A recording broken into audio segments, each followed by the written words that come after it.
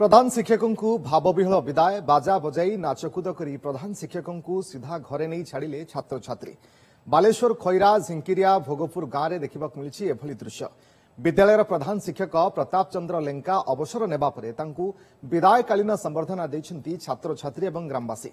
दीर्घ 32 वर्ष शिक्षकता करी प्रताप चंद्र लेंका अनेक छात्र छात्री को भल मनीष करि पारिछंती। अवसर नहीं छोट छोट पिलामाने प्रधान शिक्षकों पाद धोईदे जोता पिंधाई देथिले। परे गां लोके तांकु टेकी करी गाड़ी रे बसाई परिक्रमा करी विदाय देथिले। ग्रामवासी एभली स्नेह पाई प्रधान शिक्षक खुशी व्यक्त करिसेंती।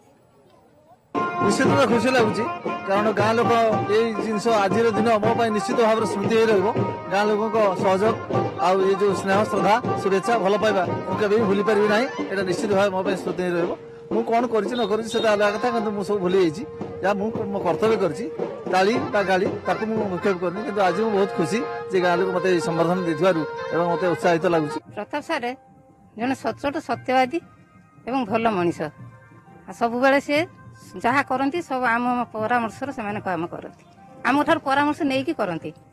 द्वितीय सारे आसला पाखु तुलसी दुई पत्र आसला परी तांकर प्रभाव विकसित होती से दिन ठार बहुत सुंदर लोक सब बेले सत्यता प्रचार प्रकाश करती आते नीट एंड क्लीन एत परिष्कार कर सब बेले स्कूल अगणा आ बाहर स्कूल छात पानी टांकी सुधा सब बेले कर्म तत्पर था सब बेले सफा करती निज हाथ में।